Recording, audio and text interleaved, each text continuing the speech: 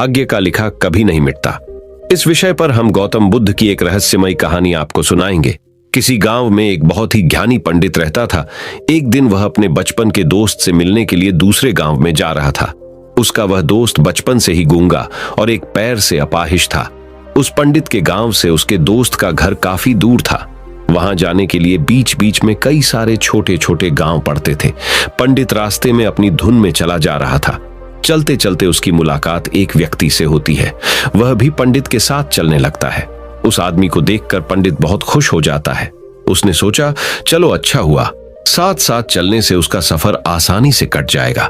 बात की शुरुआत करने के लिए उस पंडित ने उस व्यक्ति से उसका नाम पूछा तो उसने अपना नाम धर्मराज बताया। पंडित को यह नाम कुछ अजीब सा लगा, लेकिन उसने नाम के विषय में कुछ और पूछना उचित नहीं समझा। दोनों धीरे धीरे साथ में चल रहे थे। तभी रास्ते में एक गांव आता है। गांव का प्रवेश द्वार आते ही धर्मराज ने पंडित से कहा, तुम आगे चलो, मुझे इस गांव में एक काम है, मैं तुमसे आगे मिलता हूं। पंडित ने कहा ठीक है। वह आगे के रास्ते पे चला जाता है। कुछ देर बाद उस गांव में खबर फैली कि एक व्यक्ति को सांड ने अपनी सींग में फंसाकर मार दिया है। जैसे ही सांड ने उस व्यक्ति को मारा, ठीक कुछ ही देर में धर्मराज पंडित के पास आ गया।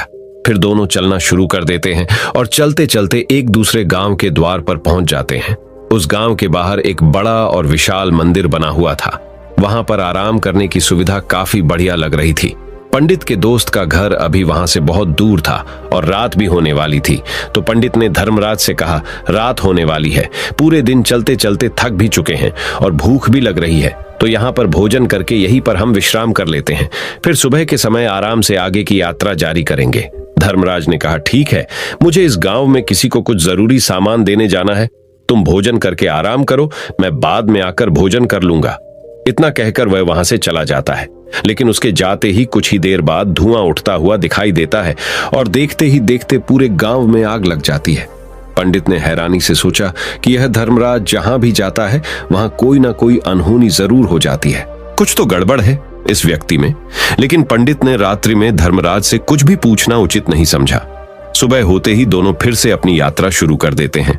कुछ देर चलने के बाद रास्ते में फिर से एक गांव आता है।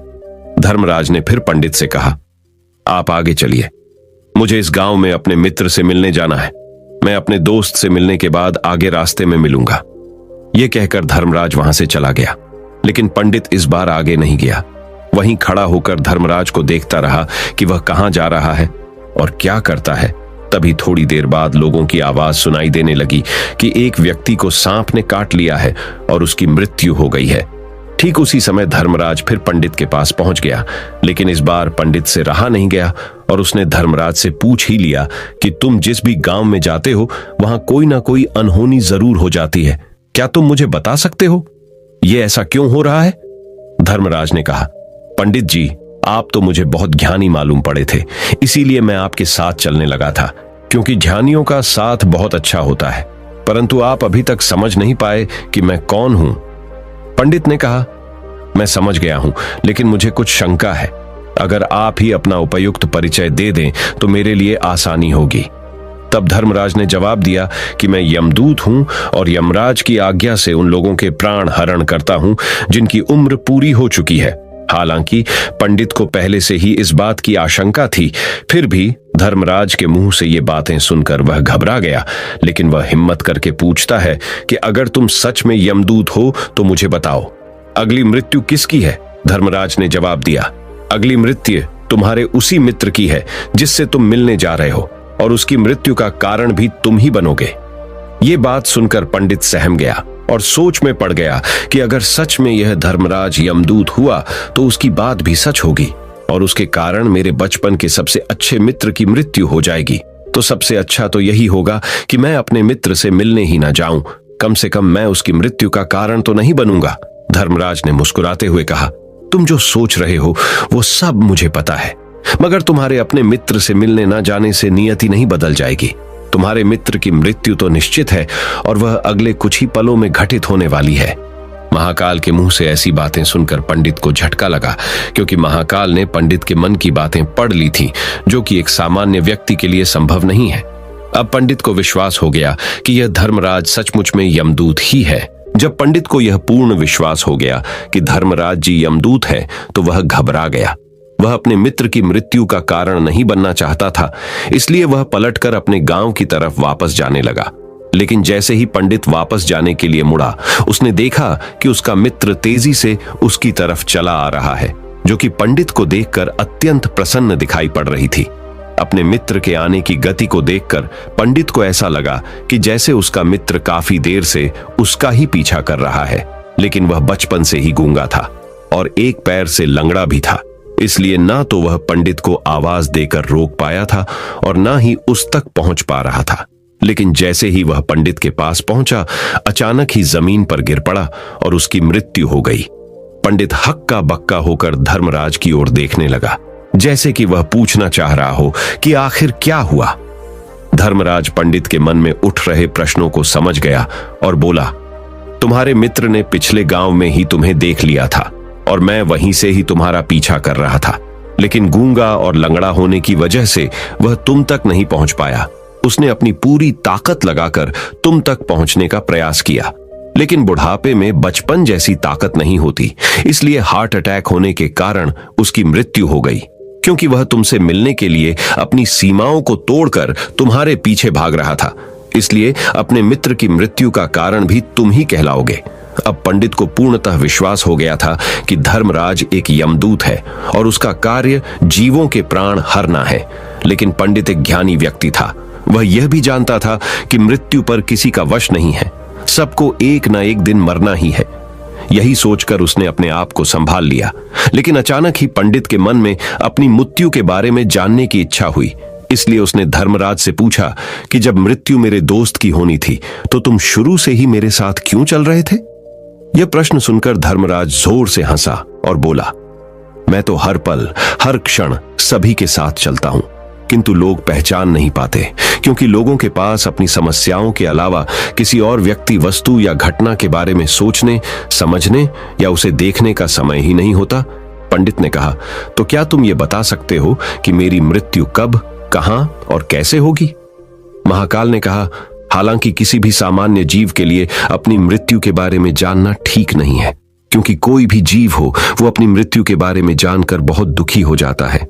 हालांकि तुम ज्ञानी व्यक्ति मालूम पड़ते हो और तुमने जिस तरीके से अपने मित्र की मृत्यु को सहन कर लिया है, उसे देखकर लगता है कि तुम अपनी मृत्यु के बारे में जानकर भी दुखी नहीं होगे। तो तुम्हारी मृत्यु आज से ठीक 6 महीने बाद आज ही के दिन किसी दूसरे राज्य में फांसी लगने से होगी, और सबसे हैरानी की बात तो ये होगी कि तुम स्वयं ही खुशी से उस फांसी को स्वीकार कर लोगे। इतना कहकर धर्मराज वहां से चला गया, क्योंकि अब धर्मराज के पास पंडित के साथ चलते रहने का कोई कारण न था। इसके बाद पंडित ने अपने मित्र के शरीर का अंतिम संस्कार किया और यथाशक्ति उसके क्रियाकर्म करके अपने गांव वापस आ गया। लेकिन कोई व्यक्ति कितना भी ज्ञानी क्यों ना हो, अपनी मृत्यु के बारे में जानकर दुखी तो होता ही है और मृत्यु से बचने का कोई ना कोई उपाय भी खोजता है। तो पंडित ने भी वही किया। क्योंकि पंडित विद्वान था, इसलिए उसकी पहचान उस राज्य के राजा तक थी। पंडित ने सोचा कि राजा के पास तो कई सारे ज्ञानी मंत्री हैं, वो मेरी मृत्यु से संबंधित समस्या का कोई ना कोई समाधान निकाल ही लेंगे। पंडित यही सब सोचता हुआ राज दरबार में पहुंच जाता है और राजा से सारी घटना के बारे में बताता है। राजा ने अपने मंत्रियों को सारी समस्या बताई और उनसे सलाह मांगी। अंत में सभी ने विचार विमर्श करके कहा, अगर पंडित की बात सही है तो उसकी मृत्यु भी 6 महीने बाद ही होगी, लेकिन मृत्यु तो तब होगी जब वह किसी दूसरे राज्य में जाएगा। यदि वह किसी दूसरे राज्य में जाए ही ना तो मृत्यु ही नहीं होगी। मंत्रियों की यह सलाह राजा को भी सही लगी। इसके बाद पंडित के रहने की सारी व्यवस्था महल में ही कर दी गई और राजा के आदेश के बिना उस पंडित से किसी को भी नहीं मिलने दिया जाता था। लेकिन पंडित कहीं भी आ जा सकता था ताकि पंडित को ये ना लगे कि वो राजा की कैद में है। परंतु पंडित डर के मारे स्वयं ही कहीं आता जाता नहीं था। धीरे धीरे महीने गुजर गए और पंडित की मृत्यु का समय नजदीक आने लगा और अंततः वह भी दिन आ गया जिस दिन पंडित की मृत्यु होनी थी। तो जिस दिन पंडित की मृत्यु होनी थी उसके एक रात पहले पंडित डर के मारे जल्दी ही सो गया, ताकि जल्दी से वह रात बीत जाए और अगला दिन आ जाए ताकि मृत्यु टल सके। लेकिन पंडित को नींद में चलने की बीमारी थी और अपनी इस बीमारी के बारे में वह स्वयं ही नहीं जानता था। तो फिर राजा, मंत्री या किसी वैद्य को इसके बारे में बताने का कोई प्रश्न ही नहीं उठता। पंडित अपनी मृत्यु को लेकर बहुत चिंतित था। वह पिछले कई दिनों से ठीक से सो भी नहीं पा रहा था, और नींद में चलने की बीमारी भी तभी होती है जब व्यक्ति ठीक से सो नहीं पा रहा हो। तो उस रात भी पंडित को नींद में चलने का दौरा पड़ा। वह उठा और महल से निकलकर अस्तबल में गया। क्योंकि पंडित राजा का खास मेहमान था, इसलिए किसी भी पहरेदार ने उसे नहीं रोका और न ही किसी तरह की कोई पूछताछ की। अस्तबल में पहुंचकर वह सबसे तेज चलने वाले घोड़े की पीठ पर सवार होकर नींद में ही अपने राज्य की सीमा से बाहर दूसरे पड़ोसी राज्य में चला गया। इतना ही नहीं, वह दूसरे राज्य के राजा के महल में पहुंच उस महल के पहरेदारों ने भी उसे नहीं रोका और न ही कोई पूछताछ की। सभी लोग रात्रि का अंतिम प्रहार होने के कारण गहरी नींद में थे। वह पंडित सीधे राजा के सैन्य कक्ष में पहुंचा, जहां राजा और रानी सो रहे थे। वह पंडित वहीं जाकर सो गया।